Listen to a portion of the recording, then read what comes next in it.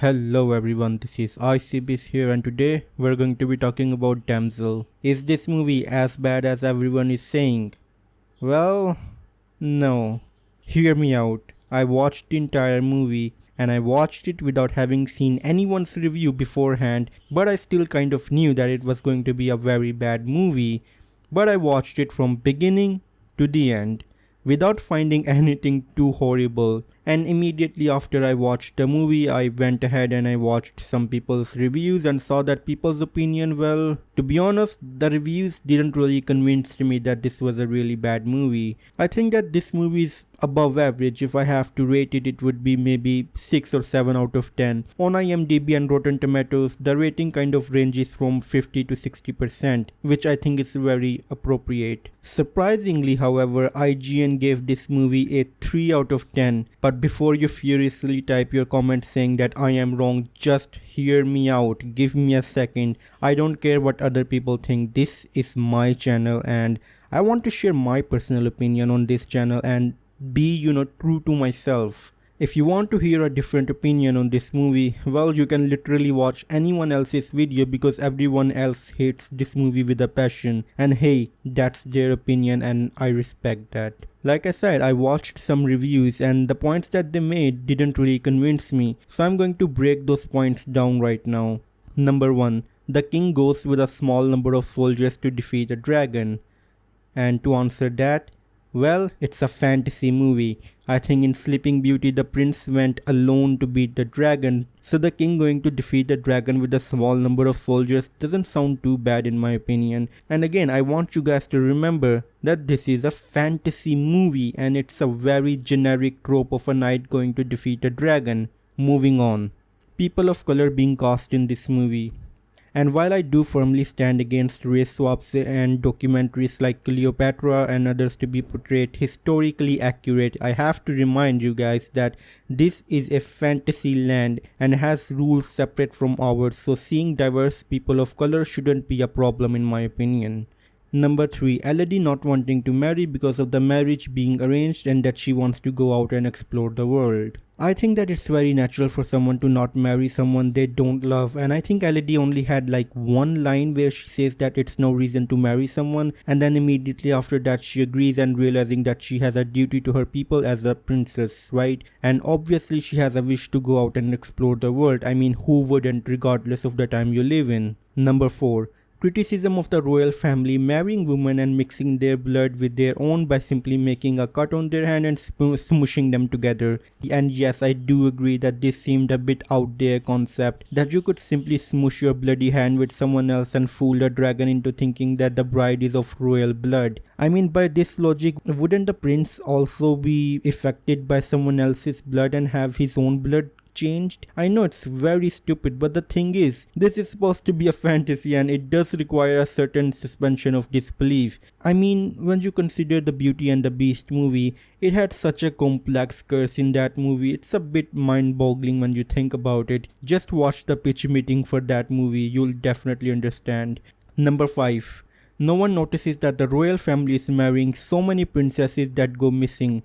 I mean, that's true, I agree with this part. How come no one notices that? But I think that there might be a reason for that explained in this very movie. When Elodie gets a proposal, she and her family has never heard of this kingdom before. So it goes to show that the royal family is only taking princesses from some far off distant lands. I mean, after Elodie's turn, they have an Asian princess that they are marrying, which kind of shows that they do go off into far off distant lands to find the princesses. Plus it was the olden times, so I get why the other kingdoms weren't aware of this scam, so yeah. But there's one thing that I have not seen anyone else criticize this movie for, so I'm gonna do it myself, okay?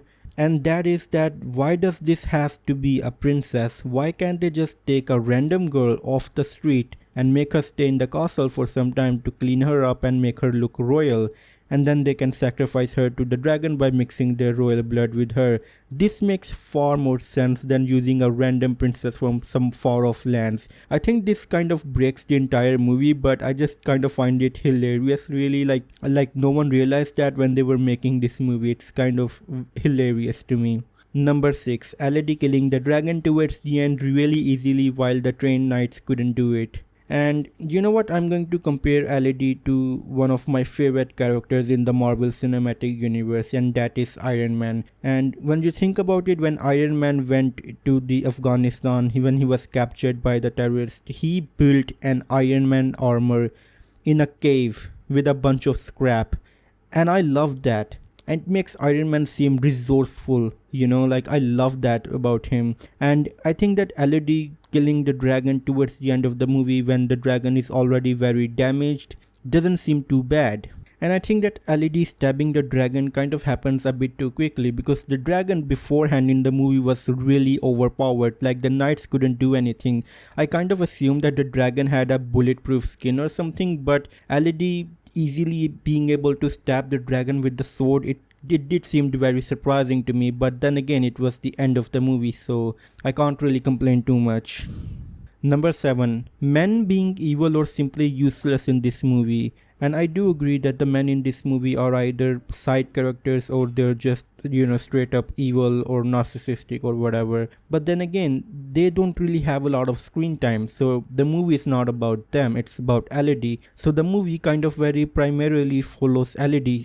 The camera literally follows LED, like the king in the royal family doesn't say a single thing. And it's fine in my opinion. Like, this movie isn't about the men, this is about LED. So I think that everyone in this movie was kind of a side character. So I do believe that the rest of the men in this movie were side characters, and complaining that those side characters didn't had a prominent role, it's not a fair criticism in my opinion, because the movie isn't about them. The movie has a limited amount of time to show a story, and it can't show a story when it also gives you a long lengthy story about the side characters of men doing some maybe awesome things or just whatever. So yeah, this movie is about LED and it follows LED, and that's the end of it. And I think that this movie is getting a lot of hate for no reason. And you know what? Maybe my opinion is terrible. Maybe my taste in movies is terrible, because a couple of videos ago, I made a video saying that one of my favorite movie franchises is the Scary Movie franchise. It's a parody movie franchise that literally everyone hates with a passion, but I like it. I like the kind of comedy that they present in those movies. So it does comes from the idea of beauty is in the eye of the beholder, or everyone has their own taste in the movies. So yes, I have my own taste in movies, and I just didn't happen to think that this particular movie was that terrible. It kind of reminds me of Nickelback. Like, everyone started to hate that band for no reason whatsoever. It's just that everyone was hating it, so you also started to hate that band. And you know what? Nickelback is not such a bad band. They make really good music, and I think it's kind of a social phenomenon where everyone hates one thing, so everyone just gets into the hate bandwagon and start hating it as well. So do I think that Damsel is a horrible movie? Watching it without any bias or whatsoever, I don't think that this movie is that bad. It's above average generic fantasy story. I can't say that it's horrible, horrendous or anything like that. It's just a generic fantasy movie. So if you have been watching reviews for this movie, I recommend that maybe you should do an experiment. You should just go and watch this movie and see if you like it. See if this movie is as bad as everyone is saying, and if you like it, then great. But if you don't like it, then hey, you can come to the comment section of this video and we can have a long discussion. And I mean, no one comments on my videos, so you and I can have a long discussion about this movie. You can tell me why you didn't like it, and maybe I can maybe have some counterpoints to that argument. So with that said, let me know your thoughts in the comments down below, and as always, it's time for a goodbye.